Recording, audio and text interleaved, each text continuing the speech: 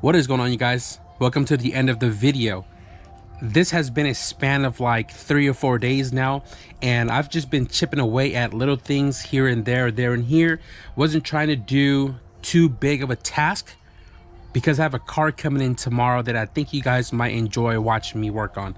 So in the previous video, we mocked up some old intercooler and radiator combo, and everything worked, but everything was too tight for my liking. So I placed an order for a new intercooler, a new radiator. They all showed up in different days, and I went ahead and installed the intercooler first.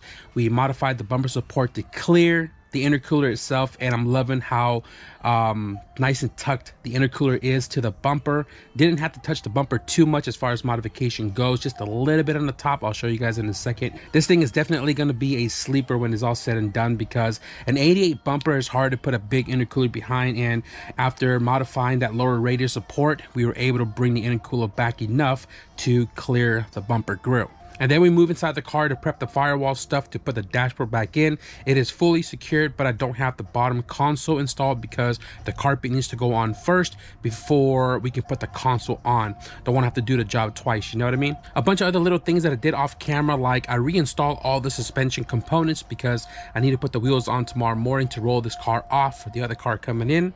The radiator then came in, and we made the provisions for this radiator setup. This is the Scirocco, which is the same style I run in the blue all-wheel drive sedan and in my wagon. But the weird thing is, I ordered from the same exact listing that I previously bought from, and this radiator came in a couple inches shorter. So it is not as wide as my other cars, but it kind of works out in a sense because my alternator is in the factory location, and it being shorter kind of pulls the tanks away from the alternator. So at the end of the day, it ended up working out. I just thought it was kind of weird that the listing has two different radiators. If you look at the photo, it's two different radiator size of the same radiator in that same, again, listing. So at the end of the day, it worked out.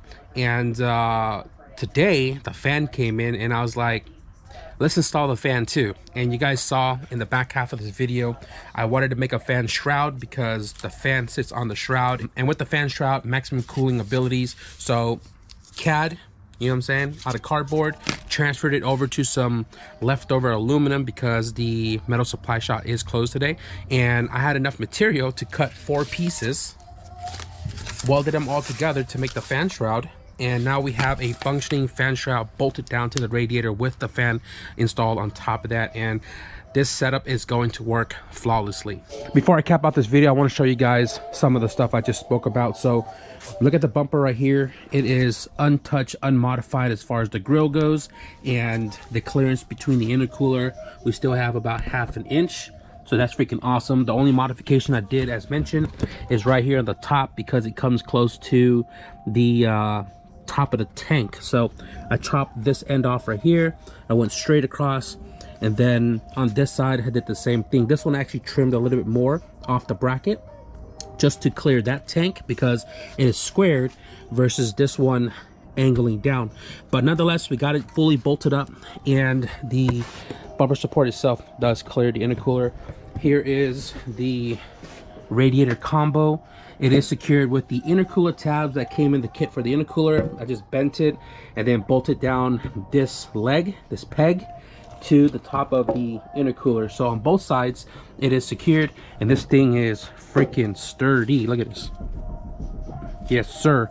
So I wanted to build the relay for the fan, but I don't have a relay, so I'm gonna have to buy that and build that, you know, relay later over here. I didn't show this right here. I bought a little billet clutch reservoir fluid from Amazon, and this thing actually turned out smaller than I had thought, but it's going to work because all you really need is for it to hold fluid. The reason why I switched this over is because the OEM one was plastic, which had a barb, and then I had a non-brake fluid compatible hose on a fitting that was a -4 and went to the stainless line, but the problem was it was leaking through the hose. So I swapped it out to a billet one, which I welded a -4 bung onto, and then a 90-degree male to female, and then -4 for the line that goes into the car. So that right there is going to work out. We'll figure it out when the whole motor and transmission goes back into the car. Cleaned everything in the dashboard, climate control, all the cables, everything is reconnected, and dashboard is fully installed. Now the steering column stuff is not connected because all this has to drop still. Reason for that is because subframe and everything is going to be coming out of the car for a suspension overhaul, and the subframe itself with the valve cover is going to go powder coat.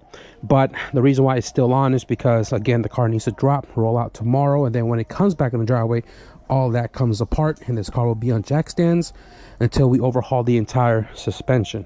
I don't want to spill the entire juice because obviously everything that we're going to be doing with this car is going to come in the following videos, but that was just a simple gist of what we did, of everything up to this point in this video. And I actually had a lot of thinking in between these days, and honestly, we're kind of tight on the budget right now. We're still going to do what the title says, you know, budget all-wheel drive build, but right now I'm mainly focusing on getting the car running, which means for right now, front wheel drive. We'll still throw the all-wheel drive transmission in it, but block off the transfer case. We'll still build the downpipe to clear a transfer case, but configure it for front wheel drive, because the money that I need right now needs to go to the more important stuff. I need a good clutch that's going to hold the power down, and some all-wheel drive launches.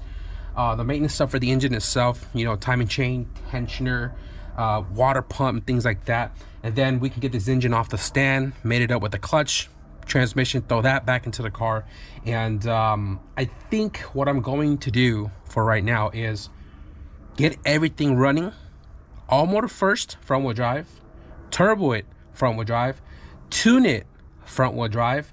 And I think I want to take this car to Race Wars Sonoma in June, front wheel drive. I want to be out with the boys. I want to do hood rat ish. I want to throw on slicks. I want to run this car front wheel drive, and then when money and time permits, we'll still do the all-wheel drive stuff. But I think I want to take this car to Race Wars Sonoma in June rather than my blue all-wheel drive sedan. So I think that's the goal for this car right now, and having that deadline less than a month means I got to get cracking. And I need to spend my money wisely, because honestly, your boy has been on Facebook Marketplace and it has been getting the best of me.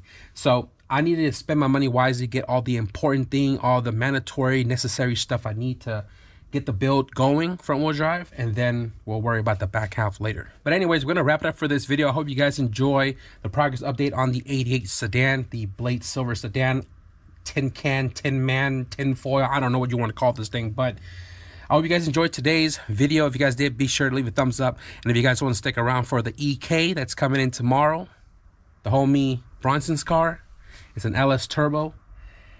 And we're going to be doing a VTEC head conversion. So if you guys want to stick around and see that, be sure to hit the subscribe button. But with that being said, thank you guys for watching. I'll see you guys in the next video. Peace.